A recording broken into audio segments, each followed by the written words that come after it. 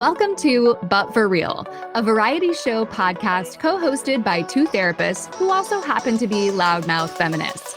I'm Valerie, your resident elder millennial child-free cat lady. And I'm Emerson, your resident chronically online Gen Z brat. And on the show, we'll serve up a new episode every other week that will take you on a wild ride through the cultural zeitgeist, mental health, and beyond. You'll definitely laugh and TBH sometimes maybe cry a little because this is a silly and serious show. Buckle up, my friends, and let's get into today's episode. Welcome back to But For Real. Your Welcome back, probably favorite podcast that you may or may have not discovered yet. Hey, how's it hanging? Pretty good. It's still a little snowy, but lots of melting is occurring at this point. Very much melting, Alphaba core. We did get snow in Tennessee, everyone. I want to know, because I feel like everyone's snow day protocol is different. So what are your essentials for optimal snow day vibes? Tell me your truth. Okay, my truth is boring because I'm not like out sledding, building snowmen. I am like indoors. But I do really love to watch the birds. They just, you can see every bird and every little critter because of the white on the hill, right? Whereas normally we have this beautiful back hill with all this wildlife. But, you know, when it's like crunched leaves on the ground and all the animals blend in. So when it's just a blanket of white, you can just see all the birds and all the animals. And it's so cool. Look at you just being Snow White. How darling. How about you? What's your snow day vibe? Same. I'm not like I'm not on my hands and knees shoveling snow and doing all this extra shit. I feel like I very much like grandma core. So I'm like, where's my knitting? Where's my coloring? How many soups of a different garden variety can I have? Just kind of like to stay inside and like get crafty is kind of how I feel on a snow day. So kind of fun. We love snow. I love it. Yeah. So I wanted to throw out a random existential, superficial question.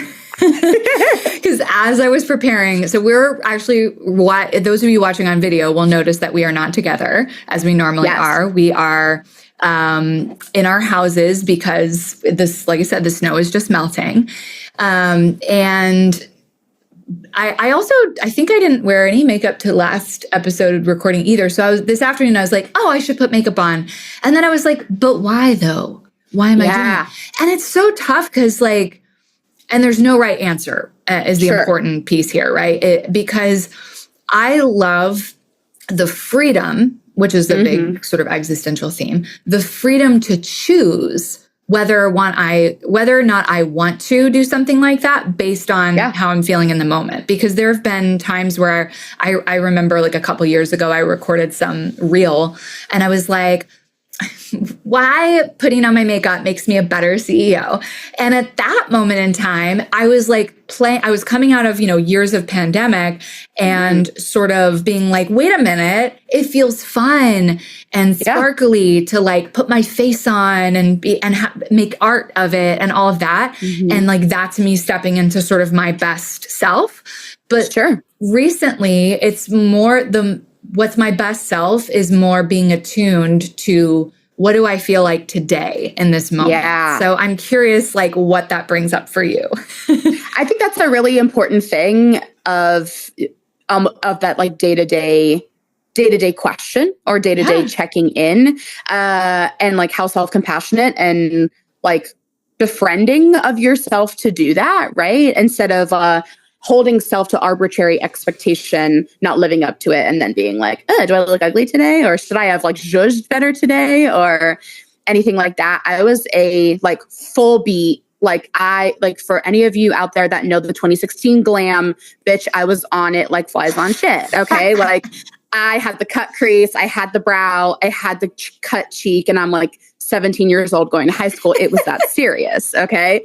And then all throughout college, I was known for the beat. And so pandemic hit, same. I was like, never wearing a bra again, never wearing makeup, just over it. So it's been fun. And I think I probably even mentioned like when we did our little photo shoot for But For Real, but I was like, it was so nice to just like have a little like thing to like put a little zhuzh on, or when I go to a show, like I put on a little sparkle or something like that. And it's nice that I can do it whenever the fuck I want.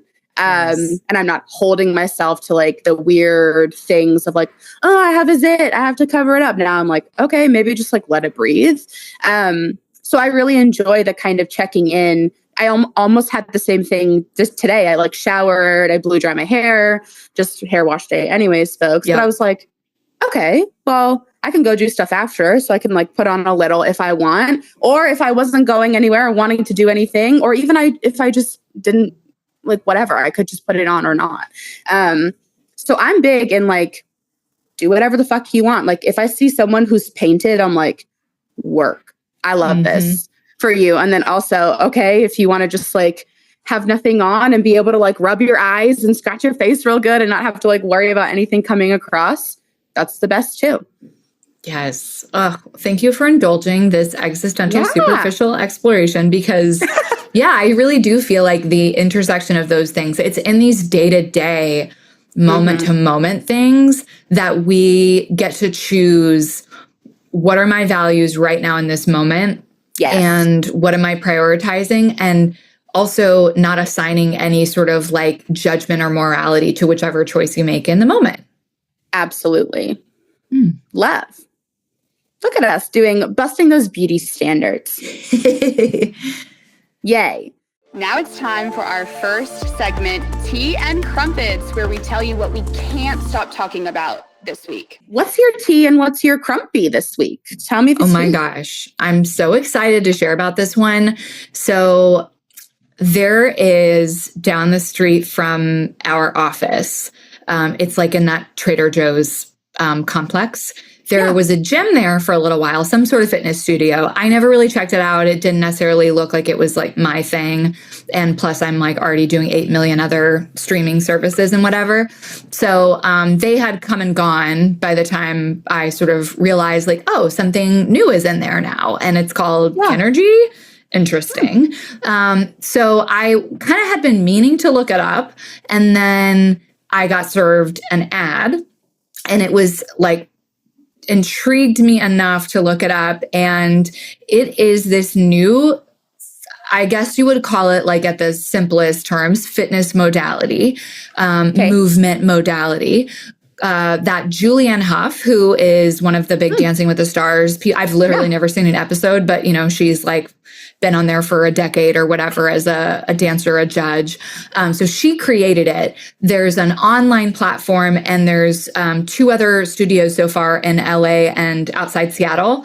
And so Nashville is their 3rd one. They haven't even had their grand opening. That's like next weekend. So Miss Julianne will be here apparently for that.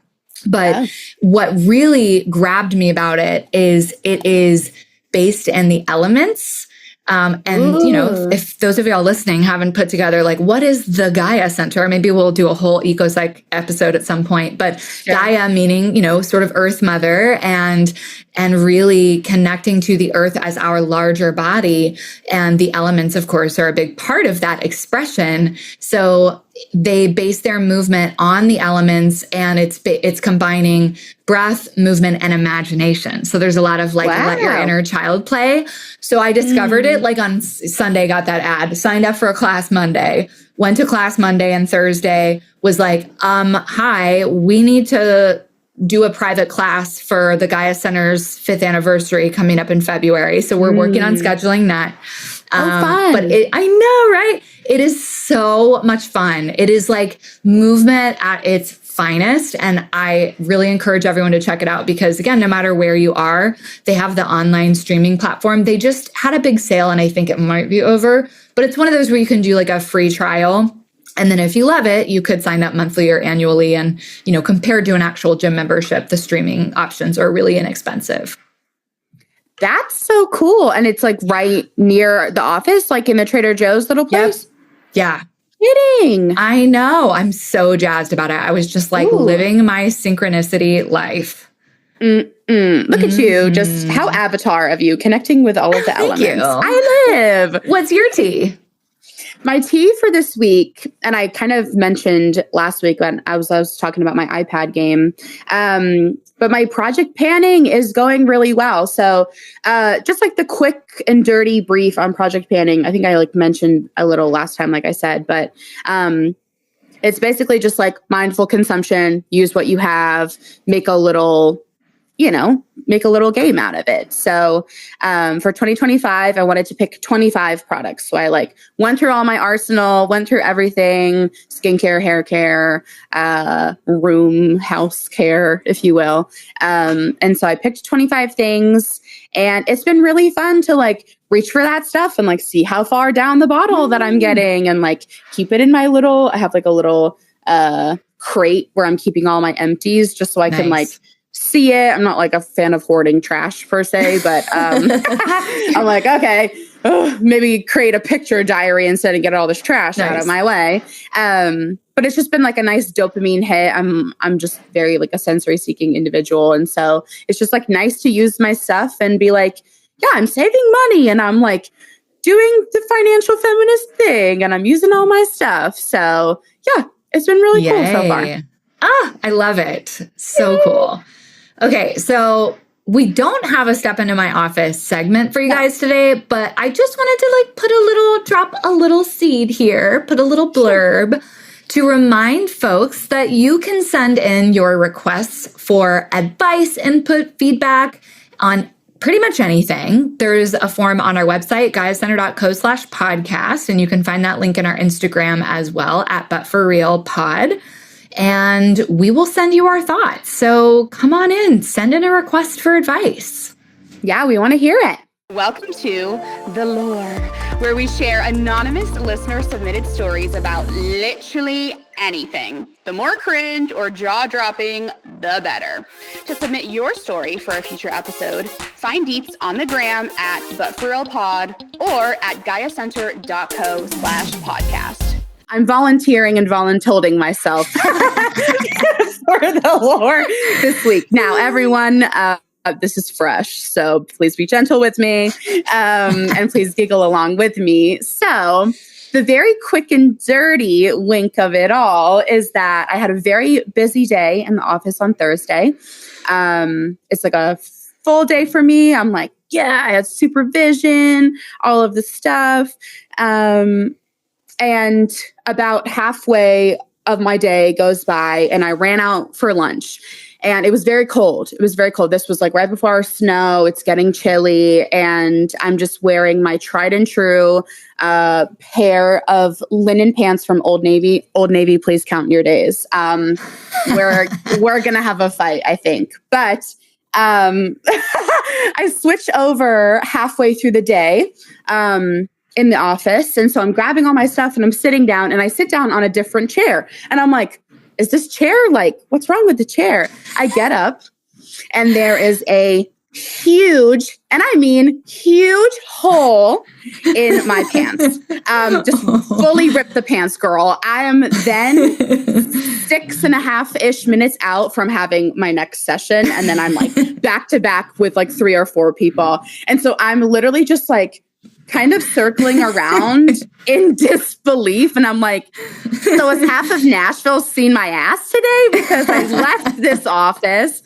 Anyone in the building could have been like, I'm cringing to death because on the way up in the elevator, someone was like, no, like whenever I'm in an elevator, I want you to step out in front of me. I don't know why, just like polite. I'm like, no, go ahead. Yeah.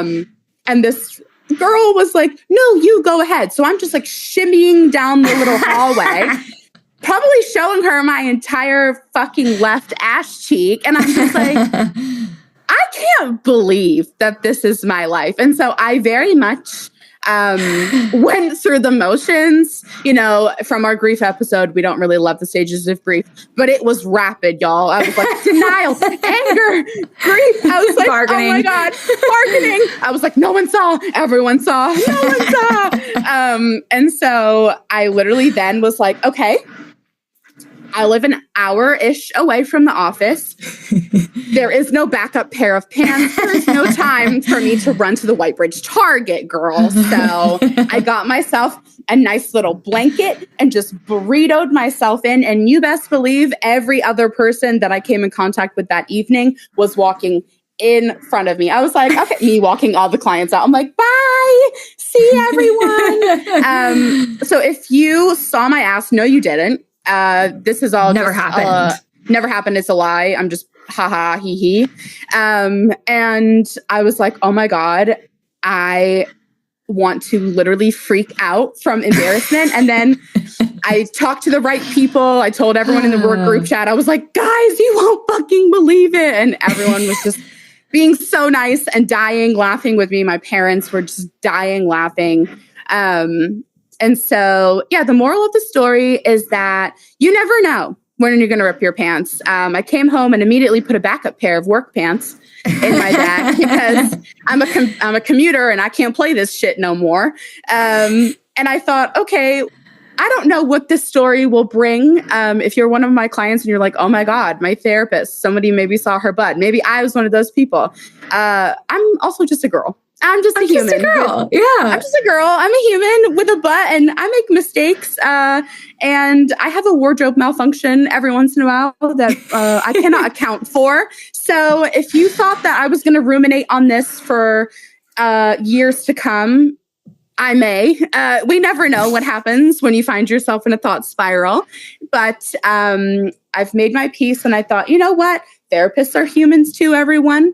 We can't account for everything. So, yeah, if you ever see someone and they rip their pants, tell them. Just tell them. And they may already know, but just tell them. Yeah, yeah. And just like you always help me find the spinach in my teeth, which is almost always going to be there. Spinach, frozen berries. There's always something in my teeth. You know, be that person, be right? That person. Lovingly.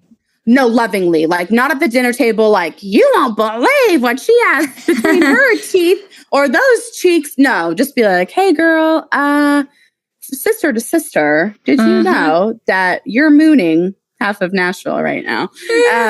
So you said wardrobe malfunction, and that was what I put when I added it. I was like, we're definitely talking about this on the pod. And then it occurred to me that phrase came from a pop culture moment. And I was like, I wonder, do the Gen Zs know of the origin of this phrase? No, not at all. Do enlighten me. So I actually, I had to look it up just to make sure I knew the correct year and was like fact checking like when and how and all that. But I remember very clearly when it happened. It was Janet Jackson at the Super Bowl halftime show in 2004. And she had this like very cute, but you're doing some very serious dancing. And, the fashion technology wasn't what it is, 20 years ago. And so she had a nip slip on live television. And this is before, all kinds of things change after this, not only the fashion tech, but also like the things like, I don't know, however many seconds of delay there is now on live broadcast for reasons like this, because that nip slip was just live to the world, honey. So, and then it became like, it was front page news. And then somehow like, Justin Timberlake was at the Grammys that year and made some reference to it and was basically because I think he was part of the show too, maybe. And so, but basically apologizing for the wardrobe malfunction, which that term didn't exist until that point. And so now it's just become part of the lexicon, but that is the origin of the wardrobe malfunction. Well, and you know what? If Janet Jackson can have a nip slip live and just have her moment and recover, so can all of us that have ripped our pants or have done something. Shit happens. Whatever. Right. Yep. It's just a body. It's just a meat sack. It's just a sack of meat. Whatever. Oh my gosh. Well, thank you for the schmeducation. I did not know that. And now it's time for the DSM. In our DSM, all varieties of dysfunction, spiraling, and meltdowns are welcome. In this segment, we break down complicated concepts and common misconceptions about mental health, well-being, and tell you what we really think. And today in the DSM, we are talking about how to get the most out of therapy. So let's begin with Emerson. How does that make you feel? a lot of things. It makes me feel everything. I feel 37 emotions at once, and I'm going to spiral them all into an interpretive dance. And I'm just kidding. I'm just shooting the shit. The cliche therapy question that, we all cringe, and yet sometimes those words do come out of our mouths. Well, absolutely. Because there is time and place for, well, how did you make that feel? How did that make that feel? Hello. How does that make you feel? Words are hard because, the magic dances, therapy isn't magic, but really it actually is. It just depends, right, on your personal definition of magic, because therapy can be very transformative if you show up ready to do the work. So yeah. Let's get into this game. Let's dive in. Me too. So we'll start with talking about therapy myths. Well, sure. And there's a few that we'll throw out there. First being like, and you could say myth, or you could say whatever, common misconception, whatever. So the first one is therapy didn't work for me. And while of course we want to honor that, unfortunately, and we'll get into this a bit more later too, there are people in every field who are not very good at their job, period. Sure. So it's very possible that you may have had a bad experience. Totally possible. But just keep in mind that there are so many styles, approaches, personalities, and you have to kiss some frogs often. Yes. Before you find a good fit. You might get lucky the first time, second time.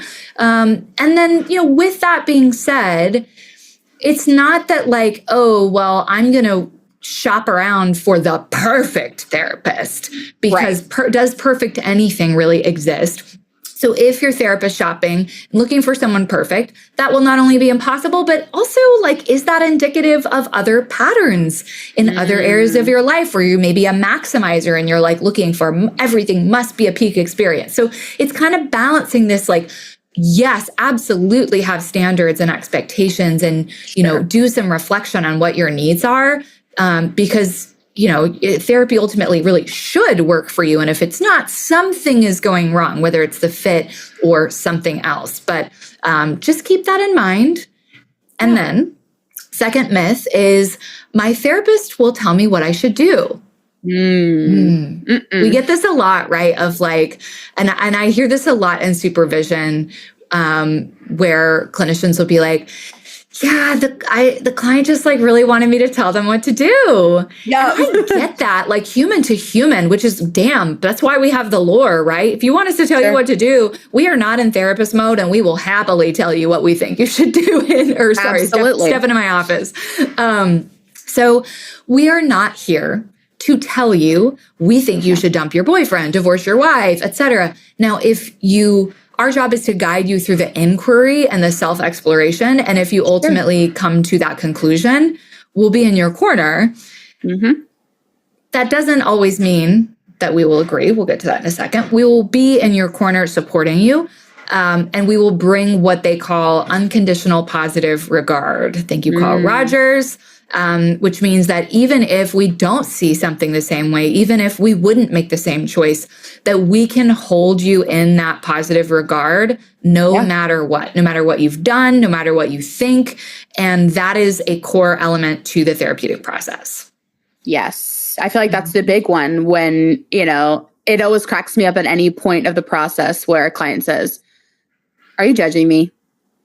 Yeah. And the word judgment comes up, or, like searching for that validation, or like, please tell me what to do, and, or are you judging me? And that's when the unconditional positive regard piece. And I've just straight up defined that for some clients before, where it's like, it is legit not my job to sit here and judge you at all. Right. I wouldn't want to be here either if I was judgy on what you're doing.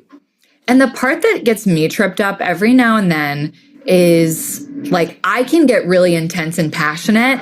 And so it's like, if I'm with a client and I just see this freaking thing that is like in their way, I can be really mad at the thing, even though I'm not like upset at the client. I'm just like, like Cartman triangle, et cetera, et cetera.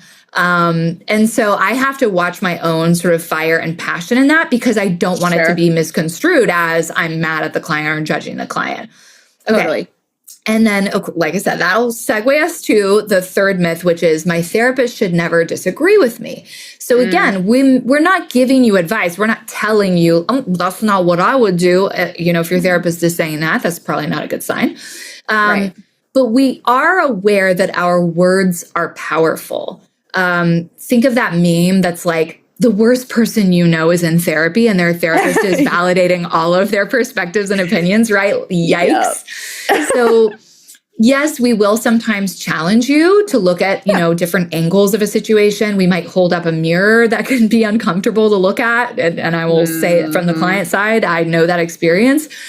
And a good therapist will ideally help you grapple with difficult, like relational ethics issues without necessarily trying to steer you toward a particular choice, but just honoring the gravity of some of these choices that we are faced with. And the fact that like the therapist's job is not to just be like, oh, whatever, like makes you like happy, like whatever feels good, like just do that. Right. Like that's not necessarily it. So we might not always agree, but it's not our job to tell you what we would do. It's our job to help you grapple with it and look at all of the potential variables at play. Absolutely. So, with all this in mind, if you've gone to therapy before and you're on a new journey, or if you've never done therapy before, how can you prepare a little bit, right? So, kind of honing it into perhaps a specific topic or focus. Yes, you are the topic and focus. Yes, all of the things that are happening or the things that have happened is the topic, but also how can we narrow in some things throughout, each of your sessions. And so sometimes it's very much in this very present thing is here, and that's what I'm focusing on. And then I see clients where they're like, I don't really know what to talk about today. And I'm like, well, hey, this is a really great time to like, look at what you put in intake, look at what you put in your overall goals. Or I have people that come in and they're like, I know I've talked about this, but I think I still have some like processing to do about this one thing that happened. And I'm like, okay, great. That's what we can use the space for today. So, it's very much dependent on you as the client and the presenting challenges.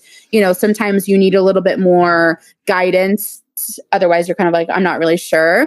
And so in the therapeutic rapport or asking like, I don't really know, like, do you have something that you think? Or that's typically when I am then going through notes or intake. And I'm like, well, what about this? Because I want to know more. Or we haven't really touched on this yet. So just having like specific goals or areas or pillars or categories of your life that you want to work on or look at or have some introspection around can be helpful.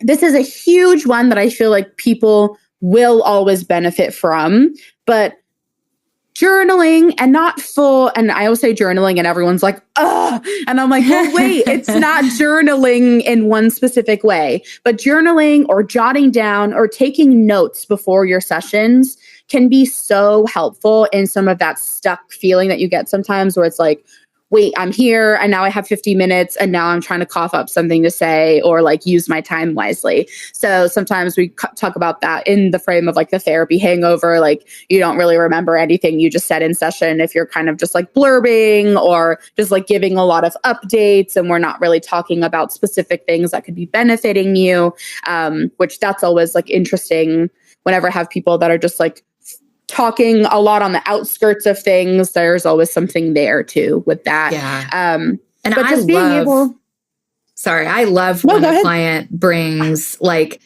I have a lot of people who will just sort of have a note in their phone where when something comes up between sessions, they're like, let me put that in my therapy note, right? Yes. Or they'll, they're like, oh, well, I did some journaling about this the other day. And so that really helped, but here's kind of where I'm at with it now, right? So like that reflection or at least just jotting down those topics will help you remember what are the things you want to talk about.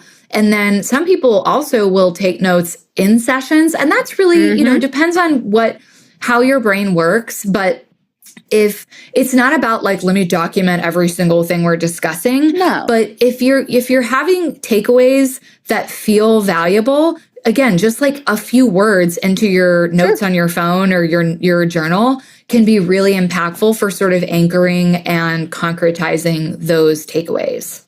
Yes, in my own personal therapy, sometimes if I have my phone, but like I always keep Post-it notes near me because typically my therapist will like leave me with a lingering question or something introspective, and I can quickly just throw that down, and I have a blank wall behind me that I just like shove all my therapy notes up on.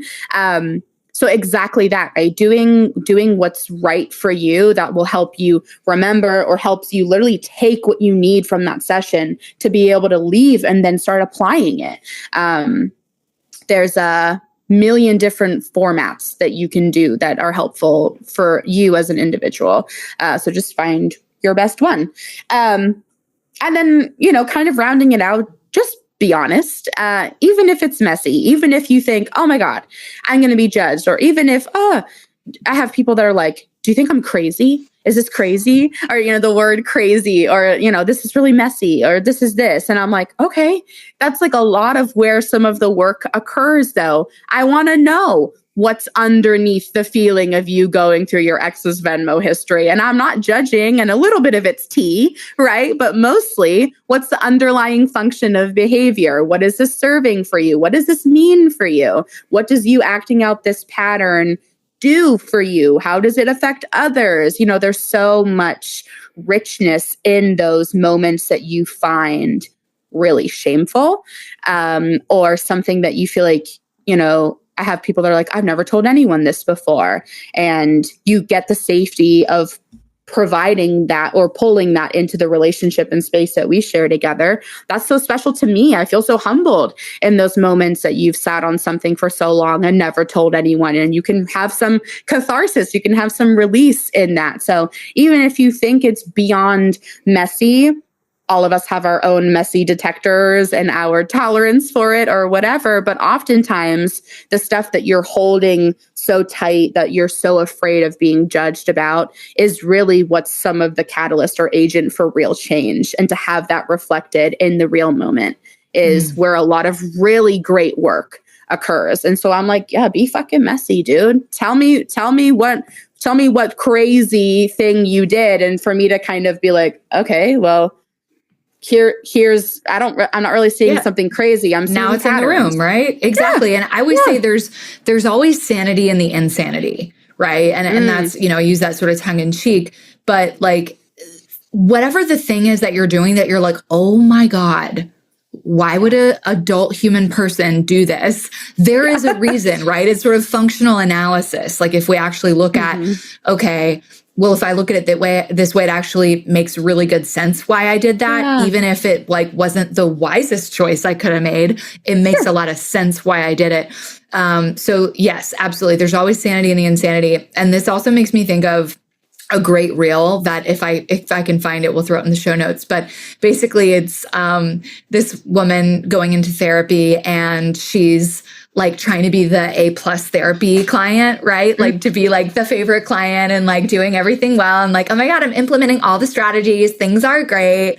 Like, how are things? Oh, everything's going really well. Right. And the therapist sort of like challenges that, like, but you're kind of saying everything's going well. And I'm sort of like, really? It's like, what are we doing here?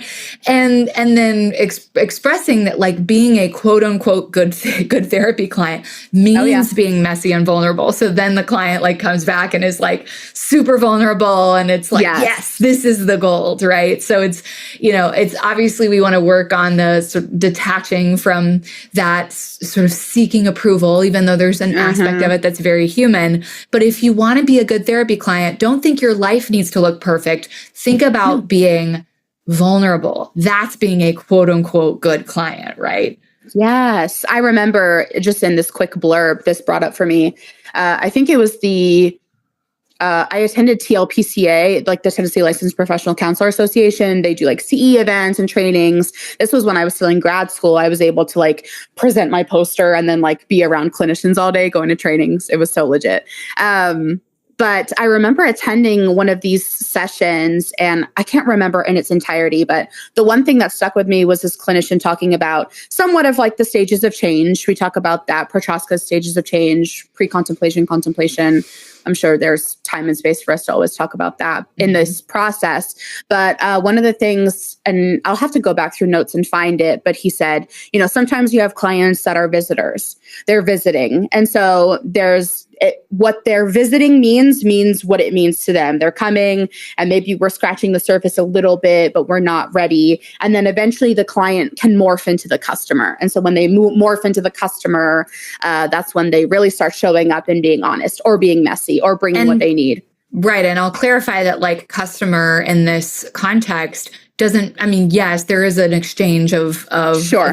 Money in this process of you're paying a service provider for a service, but a customer really means the sort of wider view of like, is this person a customer for change or not? Right. And that's that readiness, because there are people who are not a customer for change, meaning that they are not ready for it. They don't want it. They're not going to buy it. Right. Yes. Yes. Thank you for that clarification. Because there's always there's the money part. No, customer is an interesting word, but customer for change is really lovely and how we can think of that. So I'm game. Good stuff. Okay. So related to the whole being honest and vulnerable, even if it's uncomfortable and messy, is talking about what we need to do to build a solid therapeutic relationship or therapeutic alliance, to use a fancy term. And the first tip is to speak up if something isn't working. And again, for our recovering people pleasers out there, we know this is so hard. We know this is really challenging. And that's part of why the best therapists and the best practices, like the Gaia Center, will make it very, very clear and explicit that we want that kind of feedback. We don't just want praise. Like, of course, we're happy to hear when things are aligning for you and working well for you. Like, please tell us. And we don't expect to be batting 100. I literally don't even know anything about baseball, so that could be a horrible metaphor. We don't expect to be getting A+ all the time. And in fact, it's when you tell us when something isn't aligning right, or you need something different, or we're barking up the wrong tree, that really helps us to course correct early on, when we can still make that change and keep the therapeutic relationship and process really valuable for you. So for instance, if you hate worksheets, tell us, we'll stop giving you worksheets, right? Yes. This is not therapy boot camp. You don't have to do it one certain way. And like I mentioned at the Gaia Center, one of the things that we do in this process, it's a little bit of a kind of variation of what's called feedback-informed treatment, which basically just means the research shows that clinicians are actually really not good at predicting or effectively evaluating how helpful their services are. So if we're going by our own guess, like, is this client having, good outcomes, or like, is this client getting a lot out of therapy? We can't just guess. It's not very accurate. So we have to ask, and we really try to humanize this process, because we all know what it's like to like go to the doctor inside the giant hospital tower, and then you get the email that's like, please fill out this 10-minute survey. And you're like, fuck that. No, I'm not going to give you 10 extra minutes of my time. It took me 10 minutes to get from my car in the parking garage to the freaking door of the doctor's office. Right. Yeah. So these are very brief, questionnaires that our clients get via email, like 3 or 4 questions. It's optional, of course, but we love when they fill them out, because it does give us that opportunity to course correct and really individualize the process. So I would say, even though it's not that common to find therapists or practices that use feedback-informed treatment, just know that that's something you could still provide to your therapist, or ask for, or specifically, seek out a practice like the Gaia Center that does that. Yeah.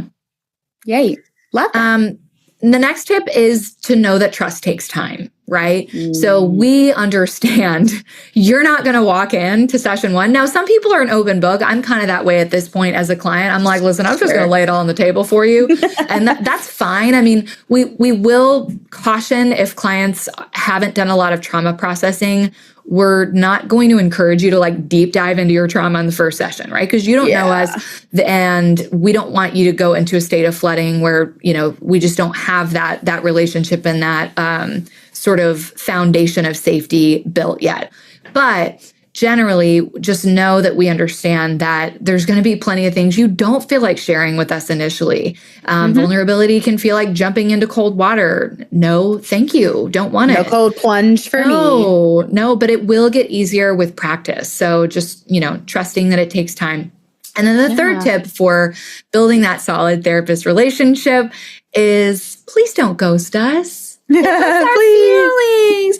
No, really, this isn't Tinder, guys. Break up with us properly. And we'll talk about that more in a minute. But again, like there's nothing wrong with saying, hey, I think this isn't the right fit for me for whatever reason. And we just really appreciate that, getting that communication so that we aren't always left wondering like, what happened? What did I do? Yeah, that's a big one. And I think like, you know, I've been out of my program for a year now, like doing the clinician stuff for a year. And the first like 6 to 8 months where the rare occasion where I would have a ghosting or somebody wouldn't come back, I would be like, well, I'm just the worst. Like I'm in my own do this actually. No, I'm like, I actually just fucked my whole life up by going to school for this person, you know, just such the catastrophizing, right? And that's not in it like I want you to feel bad. Not at all. It's a very lighthearted, jokey, but yeah, there is something to be said about that text. Or I've even had people that are like, hey, I can't come because I can't afford this anymore. So thanks so much. And I'm like, hey, wait, like, you want to talk about a reduced fee so that we can keep seeing you? And that doesn't work for every person every single time, right? But oftentimes, like for whatever the reason, if it's financial or if it's just fit, it's like, okay, well, if I'm not your cup of tea, babe, that's totally fine. Here's the Gaia Center page. Please let me like help you get with someone else if you want. Or if you need a referral, a lot of times it's like, okay, I don't want to work with this person, but now I have to start the process all over again. Ask them so that they can provide you with some referrals. Make this a little bit easier on yourself and the person.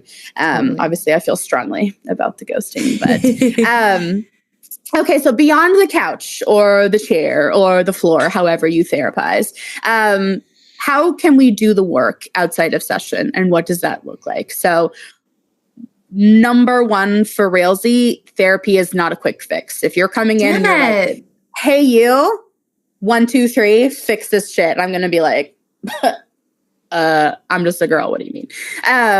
But you know, you will not come and like be Buddha or be the Zen master after one session or like maybe even 10. Again, everyone's timeline looks totally different, but however and whenever you're showing up across the stages of change or being a customer for a change or being a visitor, you know, whatever it means, at any point of the therapeutic process, you're going to be taking something if you want. And I'm a big believer in take what you need and leave the rest in pretty much everything.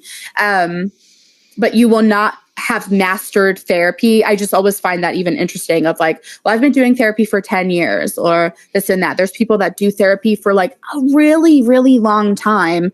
And sometimes there's just like, yeah, like I've been doing therapy for 15 years. And I'm like, okay, like beginner's mind, babe. Well, right. I'm like, I like actually really love that if you've worked with someone or done therapy for 15 years, like that's really cool. Yeah. And also, okay, like that's not everyone's cup of tea. So it's just knowing that this isn't a quick fix and knowing, okay, you may have gone and done therapy at some points and not been ready for that and gone back and then had a completely different experience because of just where you were at or how you were able to receive things. So and it's just, I'll throw an interesting caveat here because like we were just discussing before recording today, like our shared love of hypnosis, hypnotherapy. Yeah. And that is a process where, and it's not the only process, but it's one of the processes by which we can access what's called transformative change, which is, you know, sounds kind of fluffy, but essentially the distinction is actually, guess what? Sometimes we can make pretty big changes pretty rapidly. And it's wild. And that's honestly not what we're taught in the field of like psychotherapy and counseling, right? We're sort of taught this like long haul slog a lot of time. There's like places for like solution focused brief therapy and things like that. But it really is interesting to think about that sort of dialectic of like, yeah, sometimes quote unquote, doing the work is a long-term process in the sense that like, we're always all growing and changing and facing new obstacles and challenges, right? So if therapy can support you in all of that, great. If you're someone who likes the idea of longer term therapy and having that relationship as something that's, kind of a thread through your life over a period of years or whatever, whether it's consistently or on and off, wonderful. But we are always very clear that if you're not that, if you're like, actually, I just need a set of coping skills, or actually, I just need to work through this one trauma. And then I kind of like to like be on my way and do this with my support system and not be in therapy for years. We love that. We don't ever want people to feel like they need to keep coming just because we're saying that like, oh, therapy is not going to change your life overnight. You can actually do certain types of therapy that can help you access transformative change. And then it's up to you whether you see benefit and want to continue in the process longer term. Absolutely. Absolutely. Yeah. It's your own path, babe, however it floats. So what else? This is one that I think is really, really, really important. Taking small, actionable, emphasis on actionable, steps between your sessions. If you see your therapist weekly, biweekly, monthly, etc., it's really easy for us to like get into that like updates part. That's totally fine. Like, I want the updates. Like, I love being a part of your life. And then you're like, we do the updates and then we're like, yeah, I feel like I just, what did I do between the time till I saw you last? Or especially when you're working on big stuff or you're like healing in general, sometimes it's like, oh, do I have small actionable steps? Yes. I truly believe that there are micro things that anyone could choose to be doing between sessions if you wanted, again. So being able to notice and celebrate the small wins and changes is actually such an important part, I think, of the work of the therapeutic process. Being able to come in and say, I was thinking about this one thing the other week, but this week I found myself using stop before I potentially engaged in conflict, or I used this skill, or I spent time sitting with my feelings after something happened instead of immediately trying to distract myself from it. Like, really noticing the small parts of the work aids in such of that personal transformation or that transformative change as well, because you're applying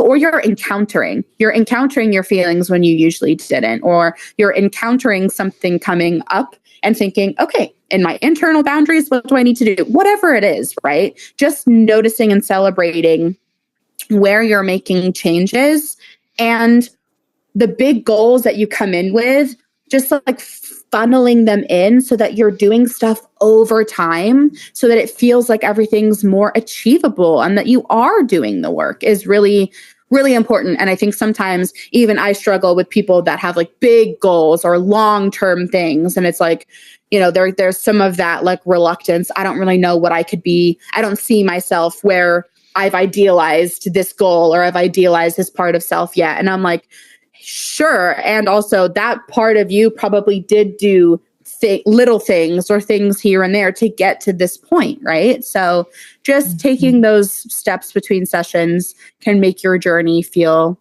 all the more fruitful. And then being patient with yourself. We talked about this last week with like some compassionate self-discipline, but you see it on Instagram and you see it on anywhere where it's like growth isn't linear, but it's true. We make so much art about it because it is true. It's not like from point A to point B, just like along like this. Like the journey is this. There are peaks and there are low points, and there is some of that low grade hum. Sometimes we threw in like, we're like a toddler trying to draw a circle. It's just like all the way around, because that's a part of life. That's just life in general. It is not point A, cookie cutter, this or that. If you can kind of like hop on that ride a little bit more and have some acceptance that it's gonna look like this, okay, things feel a little bit less pressured or a little less tight. So be patient with yourself, like, especially as you're bringing stuff to the table and unpacking pain, emotions, hurt, things that you've suppressed, or, you know, having someone mirror experiences to you that feel uncomfortable or feel challenging. Patience is a virtue, but yeah, you deserve to be patient and compassionate with yourself in this process. And I think about that, like, nonlinear growth. I love the metaphor of the spiral staircase, right? I'm sure I'll bring it up multiple times on the pod, but like, it feels like I've been here before, right? Because when you're doing that spiral upward, it's like, okay, I have been in a similar spot, but I've learned more and I've experienced more and I have more tools and perspectives to bring to it this time. So it's when you find yourself like, ugh, really? I'm here again? Yeah. It's like, baby, it's the spiral staircase. It's all good. It's all good. Okay, so when therapy isn't working, let's talk about that. If you connect well with your therapist, but you feel like you're not making the progress that you want to be making, that goes back to like, talk to them, right? Talk about, can we reassess my goals? Can we kind of go back to like the big picture stuff? Can we try a different approach with something? If you're dreading sessions or you're dreading reaching out to your therapist, you know, something is off, whether that's the fit, whether it's you're in a high degree of avoidance around something, like any of that can be possible, right? But either way, let's talk about it. And whether it means it's time to switch therapists, it's time to try a new approach, it's time to reevaluate goals, or maybe it's time to take a break or end therapy. But really not just like staying in it and feeling frustrated with it and not doing anything about that. Yes. Yeah. Therapy is a team sport, right? It's very much in that it takes two to tango, or three if you're in couples or in family or whatever, right? But therapy works best when you show up with curiosity, commitment to the process, no matter what the process can look like, and just like that willingness to get uncomfortable a little bit. So, you know, but for real, your therapist is here to be your guide, your collaborator, your Hagrid, your Ted Lasso, you know, whoever. But you ultimately are the MVP, the VIP of your healing journey. And of course, as Brittany once said, you better work, bitch. Yeah, you better work, bitch. You better work, I want to listen to that. And now, our musical segment. Now that's what I call Okay, where Emerson and I each share a song with each other each week as representatives of our respective generations. We tell you a little bit about the song or artist, and then we press pause, we share the song with each other, and then we come back for our live reaction. And we're capturing it all on a Spotify playlist linked in the show notes for you. So Valerie, kick us off with your jam today. What's the vibes? Oh my gosh. I was so excited when I thought to include this song because it's a fucking great song. It's called Volcano Girls by a band named Veruca Salt. As one like from Willy Wonka. Yes, from Willy Wonka, which was an American alternative rock band founded in Chicago in 1992 and was truly quintessential 90s girls rock. Also, some folks, even if you didn't follow Veruca Salt, if you ever watched the also quintessential 1999 teen dark comedy film Jawbreaker, you would recognize it as the opening number of that movie. And then I also went on to follow Nina Gordon, who's one of the two leads at this point, and Veruca Salt. She had a great solo album after this, but this song is just phenomenal. So let's give it a listen. Yay. Holy fuck. You're kidding. Do you ever listen to a song and you think, I could run through a brick wall right now? Yes! That's literally legit how I felt. I'm just like, wait, I want to be a pissed off girl in the 90s. I want to go fuck something up. Wait, right? That's everything. Oh my God. My God. I so agree with you. I'm like, where's my brick wall? Because I am ready. Running through it. Oh my God. That was maybe I would argue my favorite song you've shared so far. Wow. Yay. I'm so glad. God. So glad I rediscovered. Okay. Tell us, what are you bringing this week? Okay. So I brought I'm a Mess by Ed Sheeran. Probably, I feel like a good, well-known song by his, but maybe not. So I feel like it's like I don't have to give an introduction to Ed Sheeran. Good morning, my redheaded brethren. But I feel like old Ed Sheeran is such just like peak high school. I literally threw down this album. This is from his X album. This song, I think, according to his Wikipedia, this is his favorite song from this album. Just like a perfect song if you've like maybe effed up, if you like hurt someone a little bit and you need to reflect on it. I just feel like his early stuff, so nostalgic for me and just really was cultural. Like his stuff was just everywhere. So yeah, let's get a little messy with Ed Sheeran. Oh my gosh, today. I'm excited. I don't know if I know this one. Oh my gosh. What do you think? I loved it. Oh man. I'm not like the biggest pop girly, but Sure. I will give it to Ed Sheeran. I'm like, Girl. is the real deal. And Just that really makes me talented. just want to like listen more for sure. Yeah, his like not that I'm just like not as cued in with his newest stuff, but like that early stuff, like that, like his first album, like the Orangey album with A-Team, historically, like his really popular songs. I can't believe this album is 10 years old already. I'm like, I'm gonna freak out that I have been listening to this for 10 years. But literally his concert, I went with my friend Meredith when I think I was like literally 15 years old. Her mom took us, and still top 3 concerts of my life. Like he's just has something about him that I find really endearing, just talented. So yeah, I'm glad I got to share a little bit of Ed Sheeran with you. Love it. And now for our last segment of the show, welcome to Fire Dumpster Phoenix. It is rough out there, y'all, and we need all the hope we can get. It's time to go dumpster diving for some positive news and rise from the leftover Happy Meal ashes together. So my story for this week, I clipped, I believe, from today, is it says, Marissa Hermer's restaurant burned down in the LA wildfires. Now she's feeding families in need. So after losing her popular restaurant, the Draycott, due to the wildfires, Marissa Hermer of Ladies of London, which was a reality TV show that I'd never heard of, has launched a food delivery service for those affected by the devastation called You Cook, We Give, They Eat. So Marissa has opened kitchens at her 2 other restaurants to cook warm meals for those displaced and the rescue staff that are just like obviously working overtime, trying to help displaced families, help calm down the wildfires. Y'all know what's going on in Cali right now. It's awful. She's already raised enough money when I checked to feed 250 families of 4. Anyone in the world can donate by texting dinner in all capitals to 707070, literally 707070.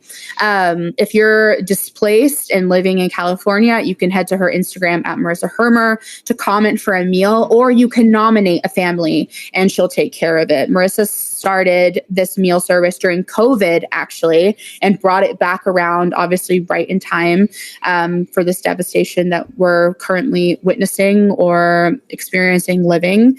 They need delivery drivers to help get the food out to families. So if you are randomly listening and you're local to that area, or just like looking for how you can help in any fashion, whether it's driving or donating or just keeping an eye on her Instagram, sending it to people. This service is really amazing. And everyone in California is just obviously really, really hurting right now. And our love goes out. But just what a really awesome thing to try to help do during just this really unprecedented and I'm sure beyond scary time. So that one really tugged on me this week with everything going on. So shout out Marissa Hermer and her staff and all the volunteers. Yep.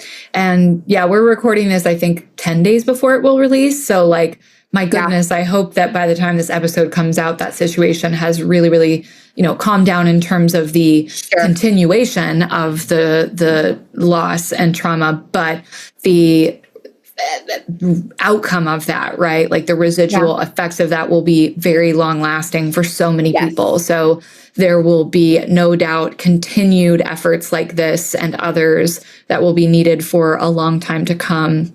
So my story comes from a very different part of the world in South Sudan. This is another reported by the Monitor by Kang Cheng. And this is about, it's really about this whole theme and this organization and just awareness, but it highlights one particular aid worker named Daniel Anyang, who works for an organization called Light for the World. And they're helping people in South Sudan to create disaster preparedness plans. This organization has a focus on people with disabilities.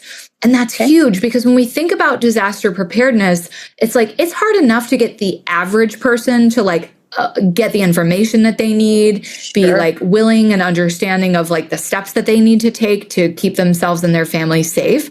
But there's just that many more barriers when it comes to folks with disabilities and making sure that they feel supported and have realistic plans. So South Sudan is experiencing the worst flooding that they've had in over 60 years due to the climate, like a lot of other things, like the fires. So evacuation is not always an option or may take extra time and planning to come up with some sort of plan. And South Sudan has the world's lowest coping capacity for climate disasters. And at least 1 in 6 people in South Sudan has a disability, yet are lost and excluded from rescue operations. That's what a UN advocate says. And globally, 84% of people with disabilities lack a personal preparedness plan for disasters. So this guy, Daniel Anyang, he had joined Light for the World in 2021. He makes weekly site visits to check in with over 800 households that the organization works with across 3 PIMs or sub-counties in South Sudan. And his backstory is also really inspirational. So he's from an area in Sudan called Jonglei, and he escaped from really intense conflict there in his home region at 17, walked for a month and a half to get to Uganda with just basically the clothes on his back.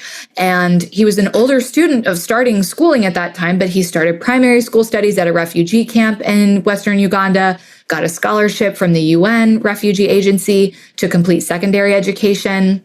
And then in 2009, he was caught in the crossfire in a violent political rally in Uganda, hit by 8 bullets, shattered his tibia. So he's left with a limp. So he really understands the impact of what people with disabilities are dealing with, especially when it comes to climate disasters. And he said that there's a lot of stigma in these remote places, that disabled people are useless or need charity, and we're working to try to change that. So what an inspiring young man. What an incredible organization. Really, really amazing. I need to like go. I saw that you clipped it from the Monitor and I was like, yeah, I really love that you pull in like the, like worldwide stuff. Cause like I never would have seen this. You know what I mean? Right. Yeah. And that's why I love it so much, because they pull stories like that from all over the world and people who are making a difference. And it's amazing. So both here in our country and worldwide, look for the helpers, y'all. Absolutely. Go find those golden nuggets and those heroic people, I would say. Well, we're at the end again of our 10th episode. Oh my God. I can't even believe. So happy 10 to us. Sending love to everyone. Stay warm if you have winter inclement weather. Take care. And we'll catch you in the next one. See you soon. Bye. This has been another episode of But For Real, produced by Valerie Martin and Emerson Ryder and edited by Sean Conklin. But For Real is a Gaia Center production. The Gaia Center offers individual, couples, and group therapy for clients across Tennessee and in person in our Nashville office, as well as coaching for clients worldwide. For show notes or to learn more about our work, visit GaiaCenter.co or find us on Instagram at the Gaia Center and at But For Real Pod. But For Real is intended for education and entertainment and is not a substitute for mental health treatment.